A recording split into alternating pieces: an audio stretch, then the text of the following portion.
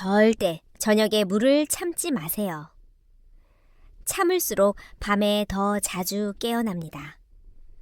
서울대학교 병원 수면의학센터가 10년간 3만 명을 추적한 결과입니다. 한국인 10명 중 7명이 이 사실을 모르고 밤마다 고통받고 있습니다.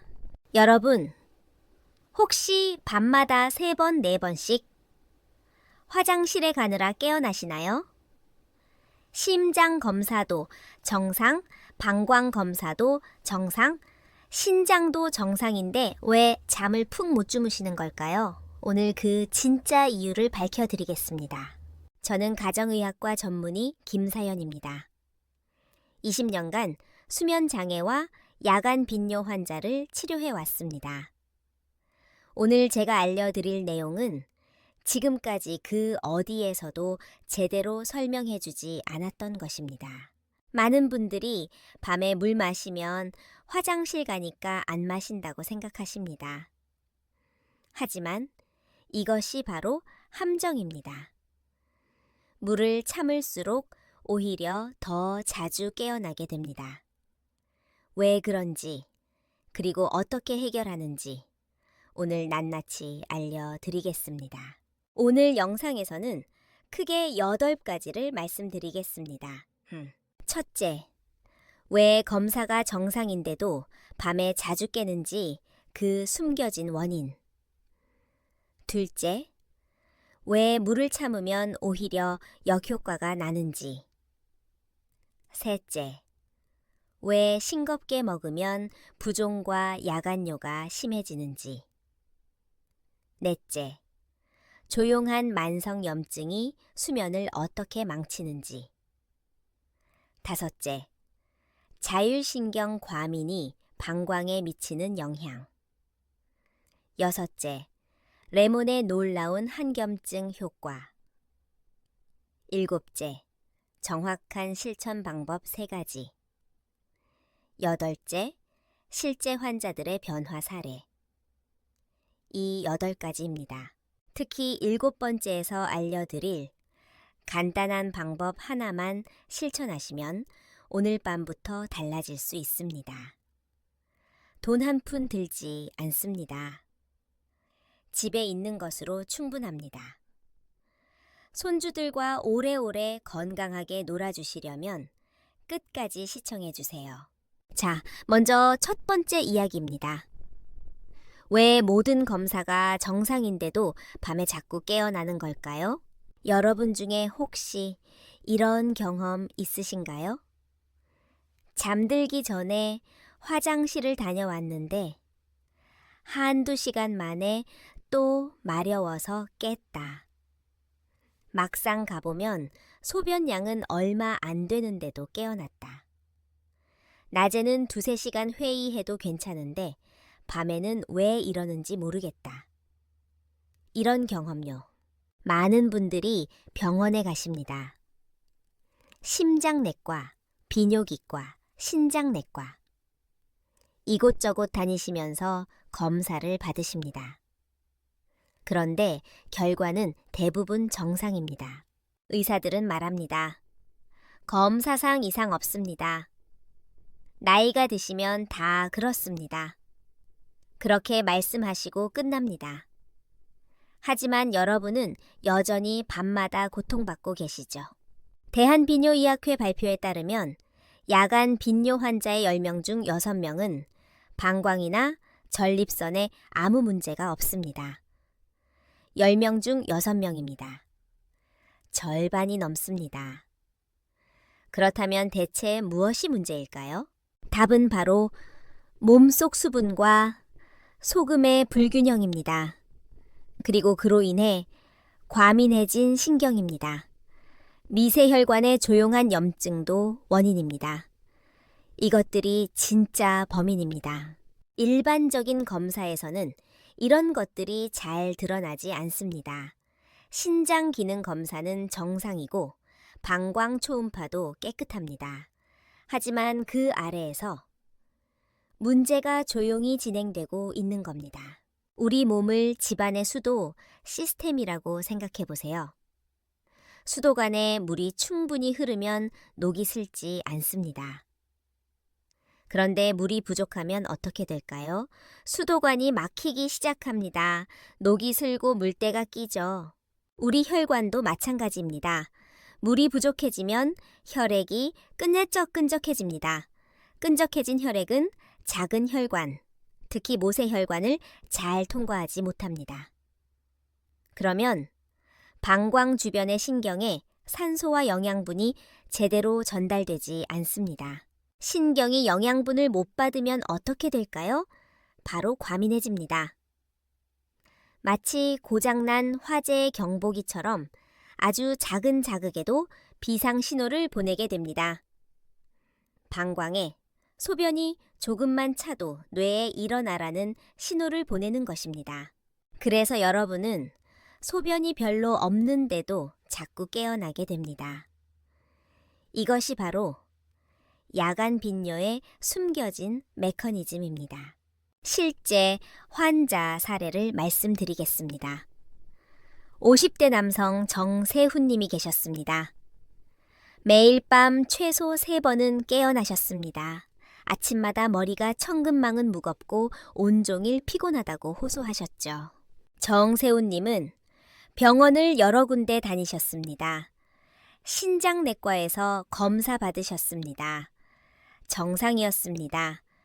비뇨기과에서 방광과 전립선 검사를 받으셨습니다. 역시 정상이었습니다. 심장내과에서도 검사 받으셨습니다. 심장도 건강했습니다. 의사들은 이상 없다고 했습니다. 하지만 정세훈님은 매일 밤 고통받고 계셨습니다. 아들, 딸에게 짐이 될까봐 말도 못하고 혼자 끙끙 앓으셨습니다. 제가 자세히 생활 습관을 여쭤보았습니다. 그랬더니 놀라운 사실이 드러났습니다. 정세훈님은 밤에 화장실 갈까봐 저녁에는 물을 거의 안 드셨습니다. 목이 말라도 꾹 참았습니다. 또한 혈압 걱정에 저녁 식사는 거의 간을 안 했습니다. 완전히 싱겁게 드셨습니다. 건강을 위해서라고 생각하셨던 거죠. 아내분도 남편 건강을 위해 소금을 최대한 줄였다고 하셨습니다. 하지만 바로 이 2가지 습관이 밤잠을 망치고 있었습니다. 물을 참으니 혈액이 농축되었습니다. 소금을 줄이니 수분이 혈관 안에 못 머물고 밖으로 새어나갔습니다. 결국 신경은 과민해지고 밤새 화장실을 들락거리게 된 겁니다. 지금까지 왜 검사가 정상인데도 밤에 자주 깨는지 그 진짜 원인을 알아보았습니다. 정리하면요. 방광 문제가 아니라 수분과 소금의 불균형, 그리고 과민해진 신경이 문제였습니다. 그렇다면 왜 물을 참으면 역효과가 나는 걸까요? 2번째 이야기로 넘어가겠습니다. 물을 참으면 왜 오히려 더 자주 깨는지 자세히 설명드리겠습니다. 저녁에 물을 안 마시면 소변도 안 나온다. 이렇게 생각하시는 분들이 정말 많습니다. 논리적으로는 맞는 것 같죠. 들어가는 게 적은이 나오는 것도 적을 거라고요. 하지만 우리 몸은 그렇게 단순한 물통이 아닙니다. 아주 정교한 조절 시스템입니다. 질병관리청 발표에 따르면 저녁에 물을 제한한 그룹이 오히려 야간 배뇨 횟수가 1.3배 더 많았습니다. 물을 안 마셨는데 더 자주 화장실에 갔다는 겁니다. 믿기 어려우시죠? 왜 이런 역설적인 일이 벌어질까요? 우리 몸에는 아주 정교한 체액 조절 시스템이 있습니다. 이 시스템은 혈액의 농도를 항상 일정하게 유지하려고 합니다. 생존을 위해서입니다. 물을 적게 마시면 혈액이 농축됩니다. 끈적끈적해지는 거죠. 마치 꿀처럼요. 우리 몸은 이것을 매우 위험한 상황으로 인식합니다. 왜냐하면 끈적한 혈액은 심장, 뇌, 신장에 부담을 주기 때문입니다. 그래서 몸은 응급조치를 취합니다. 혈액을 희석시키기 위해 오히려 소변을 더 만들어냅니다. 몸속 수분을 배출해서라도 혈액 농도를 낮추려는 겁니다. 이것이 바로 생존 메커니즘입니다. 비유를 들어드리겠습니다. 진한 설탕물을 생각해 보세요. 설탕물이 너무 진하면 흐르지 않습니다. 걸쭉해서 막힙니다. 우리 몸은 이걸 막기 위해 물을 더 내보내서라도 농도를 맞추려고 합니다. 결과적으로 물을 참으면 참을수록 소변은 더 자주 마려워집니다. 특히 밤에 누우면 이 현상이 더 심해집니다. 왜냐하면 누우면 신장으로 가는 혈류량이 늘어나기 때문입니다. 여러분, 혹시 저녁에 목이 마른데도 참고 주무신 적 있으신가요? 아니면 식사 후 물을 일부러 안 드신 적 있으신가요? 자기 전에 물은 절대 안 된다고 생각하고 계신가요? 만약 그렇게 하고 계시다면 오늘부터 바꾸셔야 합니다. 물을 참는 것이 해결책이 아닙니다. 오히려 문제를 악화시키고 있는 겁니다. 70대 여성 김미정님의 사례를 말씀드리겠습니다. 김미정님은 밤에 4번씩 깨셨습니다. 자신의 신장이 망가지고 있다고 확신하셨습니다. 주변에 말하기도 부끄러우셨다고 합니다. 그런데 초음파 검사 결과 신장 모양과 기능은 완전히 정상이었습니다. 유일한 문제는 평소 물을 너무 적게 마신다는 것이었습니다. 하루에 물 3잔도 안 드셨습니다. 김미정님은 제게 이렇게 말씀하셨습니다. 선생님, 물 마시면 화장실 가야 하니까 아예 안 마셔요. 물만 마시면 소변이 마려워지는 것 같아요. 하지만 그게 바로 악순환의 시작이었습니다. 물을 안 마시니까 혈액이 농축되고 몸이 응급 반응을 일으켜 오히려 더 자주 화장실에 가게 된 겁니다. 제가 김미정님께 하루 물 섭취량을 조금씩 늘리라고 조언했습니다. 처음에는 반신반의하셨습니다. 정말요? 더 마시라고요? 그러면 더 자주 깨지 않을까요? 2주 후 다시 오셨을 때 표정이 완전히 달라져 있었습니다. 선생님, 정말 신기해요. 물을 더 마셨는데 밤에 덜 일어나요. 믿을 수가 없었어요. 김미정님의 야간 배뇨. 횟수는 4번에서 2번으로 줄었습니다. 3주 후에는 1~2번으로 더 줄었습니다.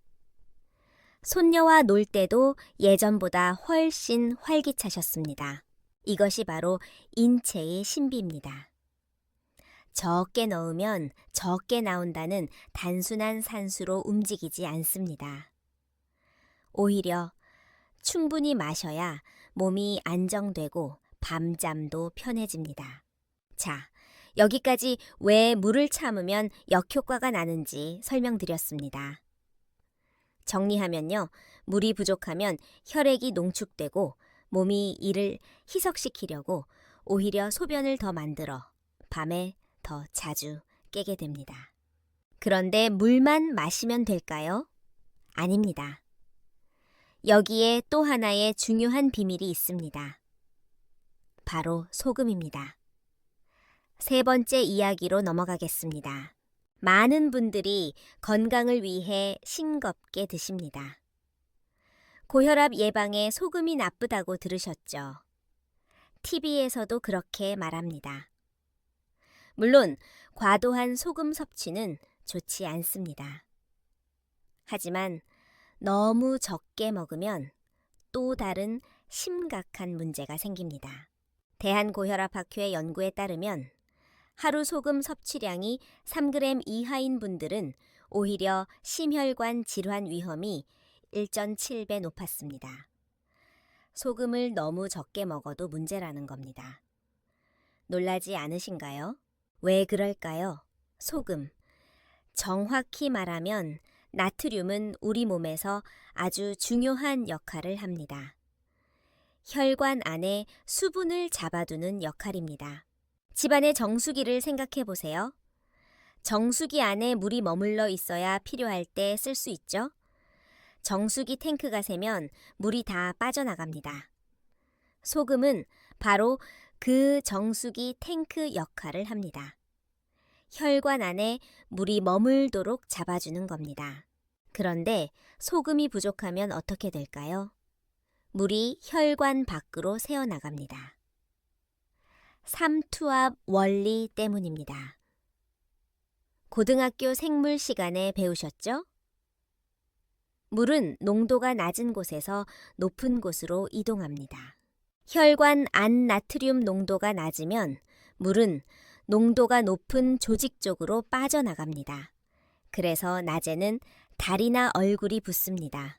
오후가 되면 양말 자국이 깊게 패이시는 분들 계시죠? 바로 이것 때문입니다. 그런데 밤에 누우면 중력 영향이 사라집니다. 그러면 낮 동안 조직에 고여있던 물이 다시 혈관으로 돌아옵니다. 갑자기 늘어난 혈액량을 신장이 처리해야 합니다. 결과는요? 화장실에 가야 한다는 신호입니다. 여러분, 혹시 낮에 다리가 붓고 밤에 자주 화장실에 가시나요? 아침에는 괜찮은데 오후가 되면 발이 부어서 신발이 꽉 끼시나요? 이 두 가지가 같이 나타나면 소금 불균형일 가능성이 매우 높습니다. 싱겁게 드시는 습관이 오히려 문제를 일으키고 있을 수 있습니다. 60대 남성 장호영님의 사례입니다. 장고영님은 매일 새벽 2시에서 3시 사이에 정확히 깨어나셨습니다. 마치 알람이 맞춰진 것처럼요. 365일 하루도 빠짐없이 그 시간에 깨셨습니다. 장고영님은 건강에 매우 신경을 쓰시는 분이었습니다. 고혈압 예방을 위해 10년 넘게 무염에 가까운 식단을 유지하셨습니다. 국에 간을 안 하시고 반찬도 거의 맛이 없을 정도로 싱겁게 드셨습니다. 검사 결과를 보니 염증 수치가 살짝 높았습니다. 그리고 혈중 나트륨 농도도 정상 하한선에 가까웠습니다. 몸은 이미 미네랄이 고갈되어 있었습니다. 저는 잔고영님께 식사할 때 소금을 아주 약간만 추가하라고 조언했습니다. 물론 과하게 먹으라는 게 아닙니다. 정상 범위 안에서 적정량을 드시라는 겁니다. 하루 5g 정도면 충분합니다. 3주 후 잔고영님이 다시 오셨습니다. 표정이 완전히 달라져 있었습니다. 선생님, 새벽에 안 깨요. 10년 만에 처음으로 아침까지 푹 잤어요. 이렇게 말씀하셨습니다. 눈에 눈물이 고여 계셨습니다. 장호영님의 야간 배뇨가 완전히 사라진 겁니다. 아내분도 함께 오셔서 감사하다고 하셨습니다. 남편이 밤에 안 깨니까 본인도 편하게 주무실 수 있다고요. 지금까지 소금에 대해 알아보았습니다. 정리하면요. 소금을 너무 줄이면 수분이 혈관 밖으로 새어나가고 밤에 화장실을 더 자주 가게 됩니다. 적정량의 소금은 오히려 필요합니다. 자, 이제 4번째 이야기입니다. 아까 잠깐 언급했던 미세혈관 염증에 대해 더 자세히 설명드리겠습니다. 많은 분들이 염증이라고 하면 무릎이 붓거나 목이 아픈 것을 생각하십니다. 아프고 붓고 열이 나는 급성 염증 말입니다. 감기에 걸리면 목이 붓고 아프죠? 그런 염증은 눈에 보이고 느낄 수 있습니다. 하지만 또 다른 종류의 염증이 있습니다. 바로 저등급 만성 염증입니다. 영어로는 로우 그레이드 인플레메이션이라고 합니다. 이 염증은 아프지도 않고 붓지도 않습니다. 열도 나지 않습니다. 조용히 몸속에 숨어 있습니다. 하지만 오랜 시간에 걸쳐 미세혈관에 악영향을 줍니다. 혈관벽을 조금씩 손상시킵니다.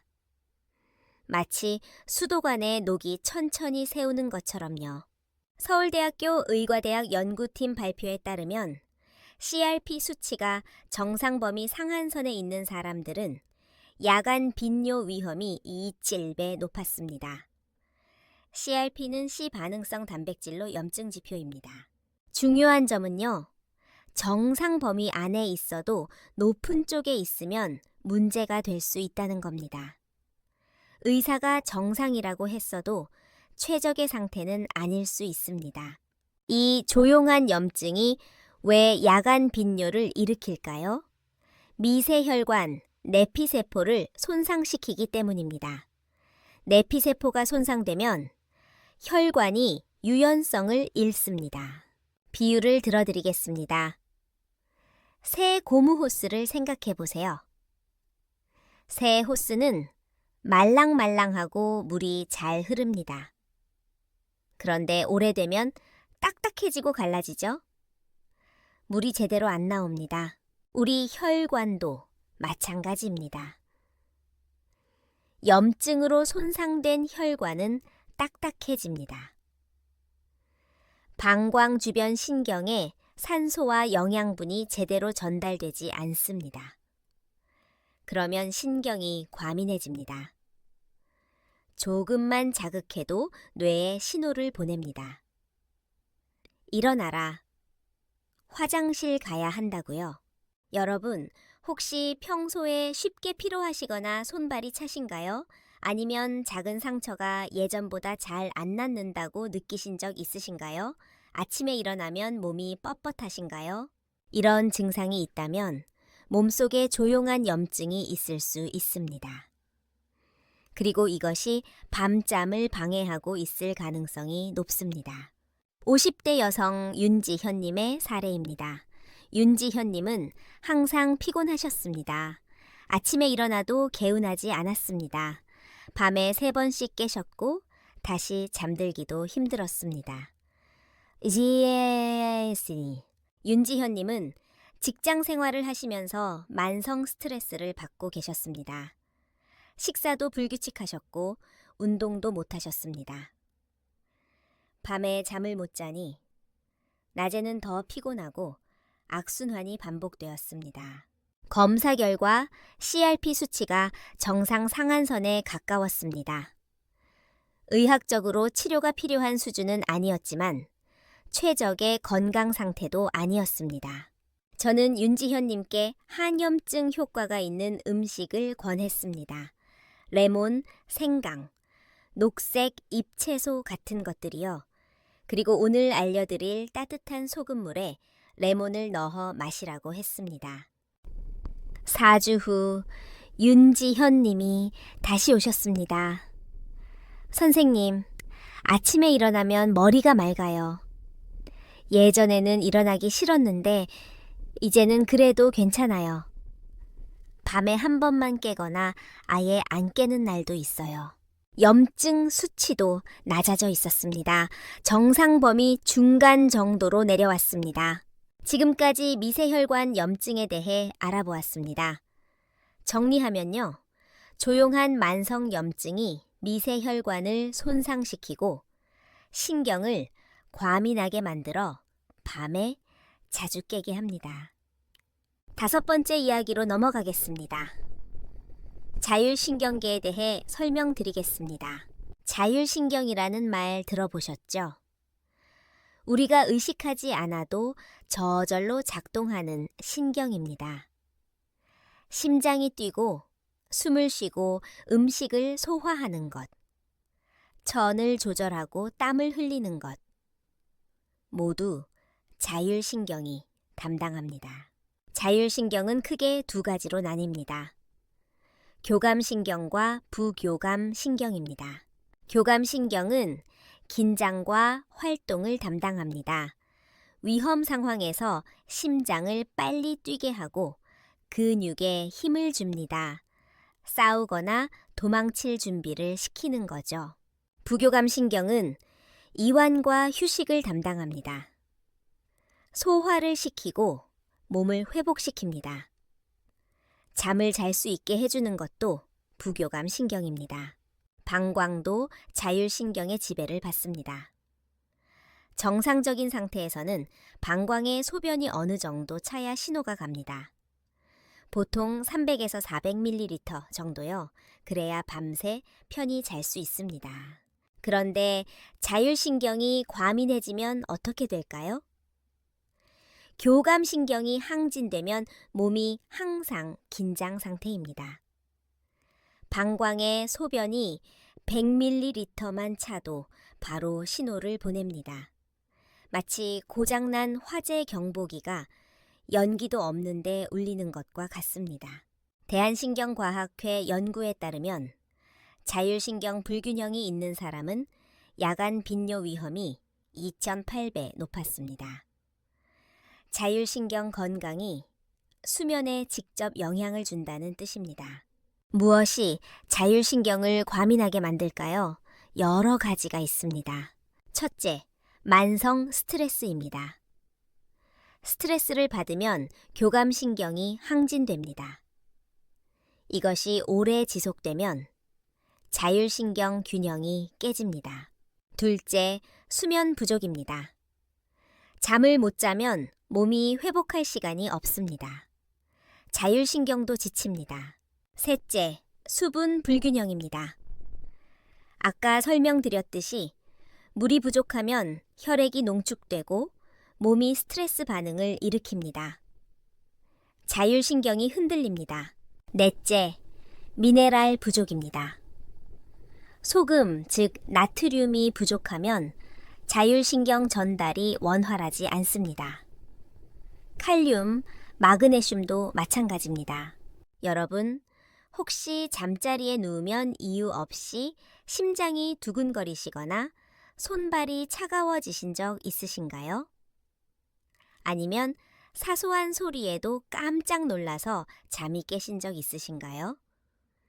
잠들기 전에 머릿속이 복잡해서 잠이 안 오시나요? 이런 증상이 있다면 자율신경이 과민해져 있을 가능성이 높습니다. 그리고 이것이 야간 빈뇨의 원인일 수 있습니다. 60대 남성 박정수님의 사례입니다. 박정수님은 잠자리에 누우면 이유 없이 불안하셨습니다. 심장이 빨리 뛰고 잠이 잘 안 오셨습니다. 겨우 잠들어도 2~3시간마다 깨어나셨습니다. 깨면 다시 잠들기도 힘들었습니다. 박정수님은 젊었을 때부터 일을 많이 하셨습니다. 은퇴 후에도 쉬지 못하고 이것저것 신경 쓰셨습니다. 평생 가족을 위해 열심히 사셨던 겁니다. 검사 결과 심장에는 아무 문제가 없었습니다. 하지만 자율신경 검사를 해보니 교감신경이 항진되어 있었습니다. 쉽게 말해 몸이 항상 긴장 상태라는 뜻입니다. 휴식 모드로 잘 전환이 안 되는 거죠. 저는 박정수님께 잠들기 전 이완 루틴을 권했습니다. 그리고 따뜻한 소금물을 천천히 마시라고 했습니다. 따뜻한 물이 부교감 신경을 활성화시켜 긴장을 풀어주기 때문입니다. 지나 3주 후 박정수님이 다시 오셨습니다. 표정이 한결 편안해 보이셨습니다. 선생님, 잠자리에 누우면 예전처럼 두근거리지 않아요. 밤에도 한 번만 깨거나 아예 안 깨요. 오래간만에 꿈도 꿨어요. 박정수님, 아내분도 함께 오셨습니다. 남편이 편하게 주무시니까 본인도 덩달아 잘 주무신다고 하셨습니다. 지금까지 자율신경에 대해 알아보았습니다. 정리하면요. 자율신경이 과민해지면 방광이 작은 자극에도 반응해서 밤에 자주 깨게 됩니다. 따뜻한 물이 부교감 신경을 활성화시켜 자율신경을 안정시키는데 도움이 됩니다. 자, 이제 6번째 이야기입니다. 레몬의 놀라운 효과에 대해 알려드리겠습니다. 아까 저는 따뜻한 소금물에 레몬을 넣으라고 했습니다. 왜 레몬일까요? 단지 맛을 위해서일까요? 아닙니다. 레몬에는 아주 중요한 의학적 역할이 있습니다. 레몬에는 비타민C가 풍부합니다. 레몬 하나에 약 30mg의 비타민C가 들어있습니다. 비타민C는 강력한 항산화 물질입니다. 혈관 내피세포를 보호하고 염증을 줄여줍니다. 또한 레몬에는 구연산이 들어있습니다. 구연산은 시트르산이라고도 합니다. 구연산은 미세혈관의 염증 반응을 완화하는 데 도움을 줍니다. 아까 말씀드린 조용한 만성 염증을 줄여주는 거죠. 하버드 대학교 영양학과 연구에 따르면 레몬 섭취가 많은 그룹은 혈관 염증 지표가 23% 낮았습니다. 레몬이 혈관 건강에 실제로 도움이 된다는 뜻입니다. 레몬에는 또 칼륨이 풍부합니다. 레몬 하나에 약 80mg의 칼륨이 들어있습니다. 칼륨은 나트륨과 균형을 맞춰줍니다. 아까 소금을 약간 넣으라고 했죠? 소금을 넣으면 나트륨이 들어갑니다. 여기에 레몬의 칼륨이 더해지면 나트륨과 칼륨의 균형이 맞춰집니다. 체내 삼투압이 더 안정적으로 유지되는 겁니다.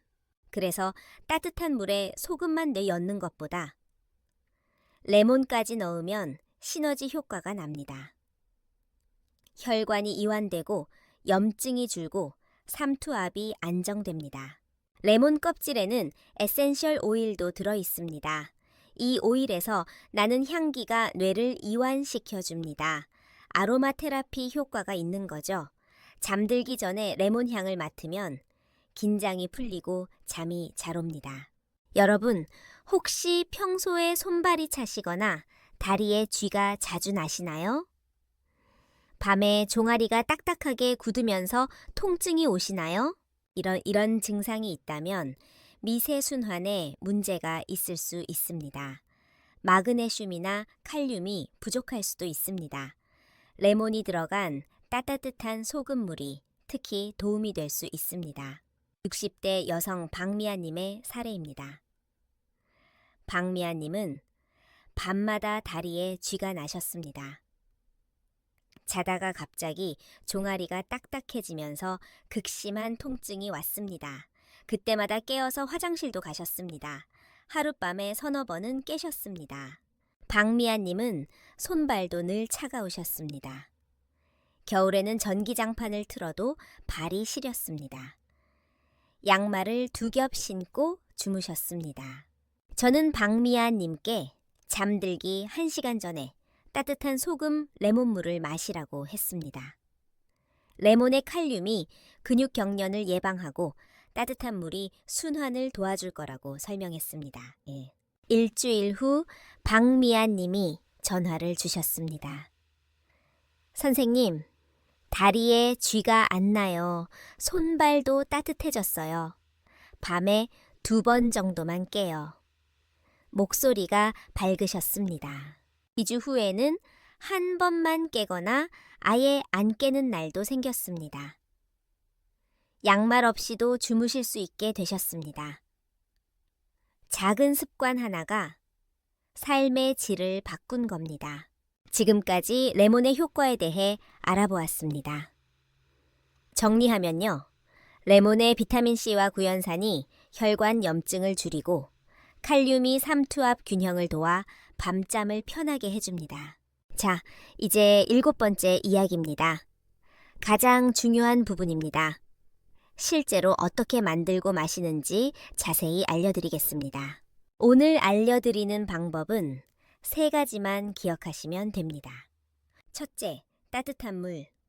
둘째, 소금 한 꼬집. 셋째, 레몬 한 조각. 이것이 전부입니다. 복잡한 거 없습니다. 비싼 것도 필요 없습니다. 집에 있는 것으로 충분합니다. 먼저 마시는 시간입니다. 잠들기 딱 1시간 전이 가장 좋습니다. 왜 1시간 전일까요?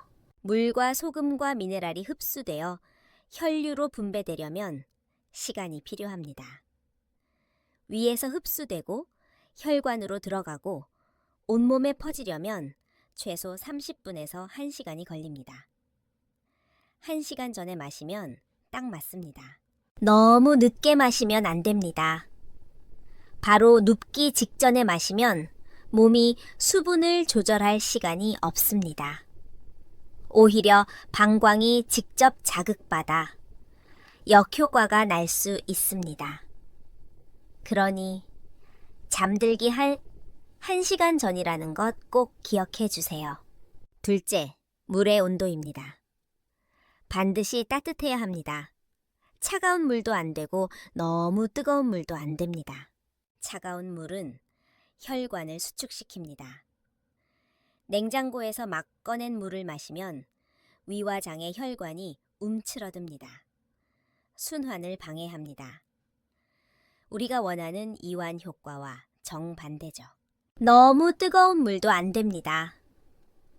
혀가 데일 정도로 뜨거운 물은 위 점막을 자극합니다. 교감신경을 항진시킵니다. 몸을 긴장하게 만듭니다. 적당한 온도가 중요합니다. 1000보다 약간 높은 정도가 좋습니다. 마시면 몸이 이완되는 느낌이 드는 온도요. 추운 겨울날 따뜻한 물에 손을 담갔을 때 느껴지는 그 기분 좋은 온기. 그 정도면 됩니다. 따뜻한 물이 식도를 타고 내려가면 몸이 이제 쉴 시간이구나 하고 인식합니다. 부교감 신경이 활성화됩니다. 긴장이 풀리기 시작합니다. 셋째, 소금의 양입니다.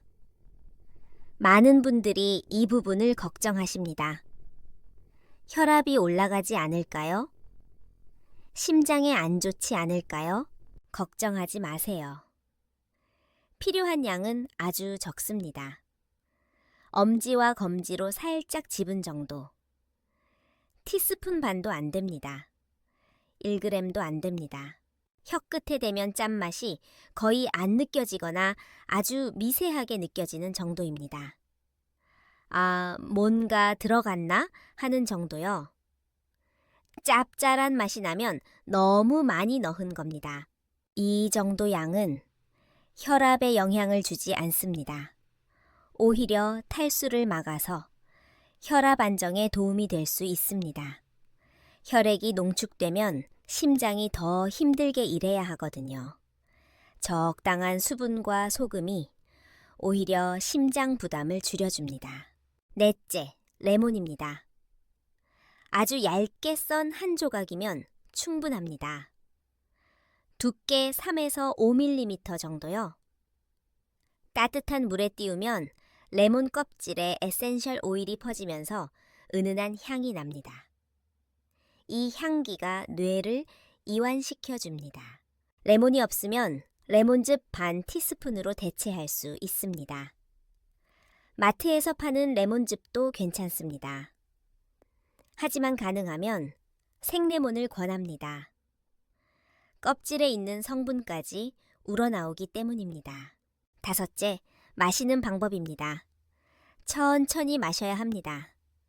벌컥벌컥 원샷 하시면 안 됩니다. 5분에서 10분에 걸쳐 조금씩 마시세요.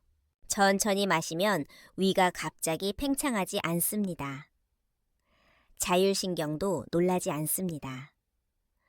몸이 천천히 수분을 받아들입니다. 편안하게 앉아서 마시세요. 가능하면 조용한 곳에서요. TV를 끄고 휴대폰도 내려놓으세요. 이 시간을 하루를 마무리하는 의식처럼 생각하세요. 자, 정리하겠습니다. 실천 방법 3가지입니다. 첫째, 잠들기 1시간 전에 마신다. 둘째, 따뜻한 물 1컵에 소금 1꼬집을 넣는다. 셋째, 레몬 1조각을 띄우고 천천히 마신다. 위여디 하니디. 이것이 전부입니다. 어렵지 않죠? 돈도 안 듭니다. 특별한 도구도 필요 없습니다. 오늘 저녁부터 바로 시작할 수 있습니다. 손주들과 오래오래 건강하게 지내시려면 오늘부터 실천해 보세요. 자식분들께 짐 되지 않고 당당하게 건강한 노년을 보내시려면 이 작은 습관부터 시작하세요. 지금까지 실천 방법을 알아보았습니다. 정리하면요. 잠들기 한 1시간 전 따뜻한 물 1컵에 소금 1꼬집 레몬 1조각. 이 3가지만 기억하시면 됩니다. 자, 이제 8번째 마지막 이야기입니다. 실제로 이 방법을 사용한 분들의 변화 사례를 더 말씀드리겠습니다. 70대 남성 한정은님의 사례입니다. 한정은님은 매일 아침 머리가 무겁고 눈이 따끔거렸습니다. 밤새 제대로 못 주무셔서 그런 것 같다고 하셨습니다. 하룻밤에 4번씩 깨셨습니다. 새벽 1시, 3시, 4시, 5시 이렇게 정확하게 깨셨습니다. 한정은님은 손주가 2 있으셨습니다. 손주들과 놀아주고 싶은데 피곤해서 벤치에만 앉아 계셨습니다. 손주들이 할아버지 왜 안 놀아줘? 하면 마음이 아프셨다고 합니다. 저는 한정은님께 따뜻한 소금 레몬물을 권했습니다. 한정은님은 처음에 반신반의하셨습니다. 물을 마시면 더 자주 깨지 않을까요? 이렇게 물으셨습니다. 저는 지금까지 설명드린 메커니즘을 알려드렸습니다. 물을 참으면 오히려 역효과가 난다고요. 한정은님은 한번 해보겠다고 하셨습니다. 일주일 후 한정은님이 다시 오셨습니다.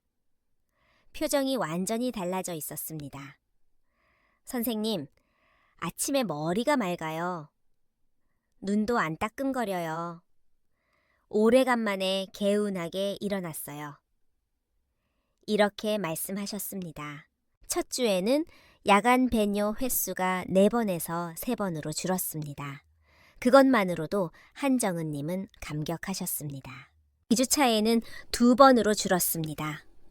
새벽에 1번, 아침에 1번.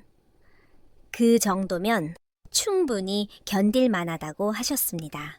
3주차에는 1~2번으로 줄었고 어떤 날은 1번도 안 깨고 아침까지 푹 주무셨습니다.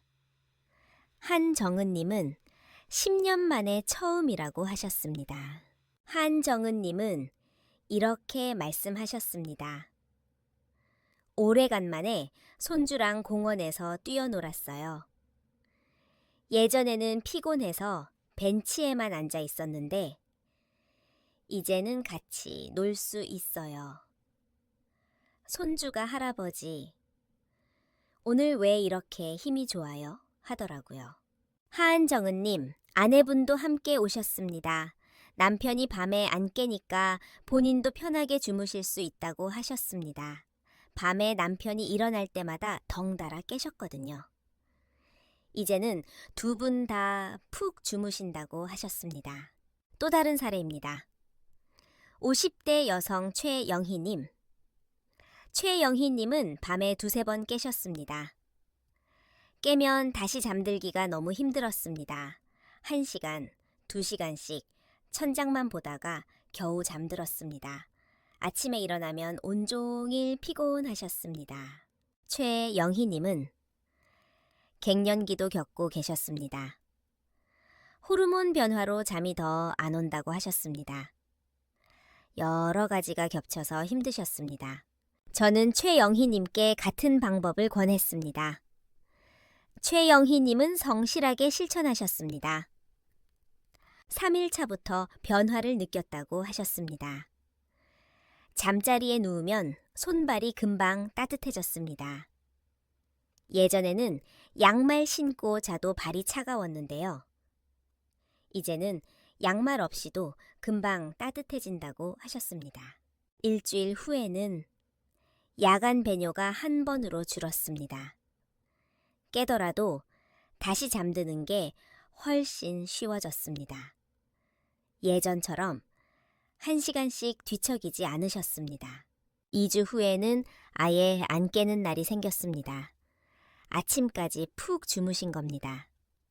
최영희님은 믿을 수가 없다고 하셨습니다. 최영희님은 이렇게 말씀하셨습니다. 아침에 일어나면 개운해요. 오래간만에 하루 종일 활기차게 지냈어요.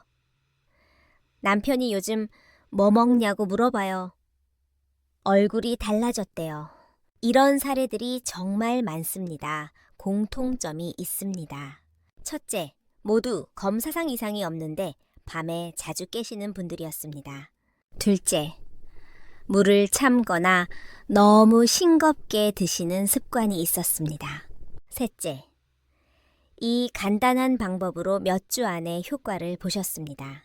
물론 모든 분께 효과가 있는 것은 아닙니다. 개인차가 있습니다. 하지만 많은 분들이 효과를 보고 계십니다. 시도해 볼 가치가 충분합니다. 주의할 점도 말씀드리겠습니다. 심각한 신장 질환이 있으시거나 투석을 하고 계신 분은 주치의와 먼저 상담하셔야 합니다.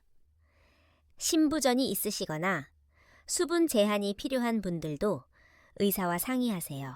하지만 대부분의 평범한 분들에게는 안전하고 효과적인 방법입니다. 특히 검사상 이상이 없는데 밤에 자주 깨시는 분들에게 효과가 좋습니다. 자, 오늘 영상을 마무리하겠습니다. 핵심을 다시 한번 정리해 드리겠습니다.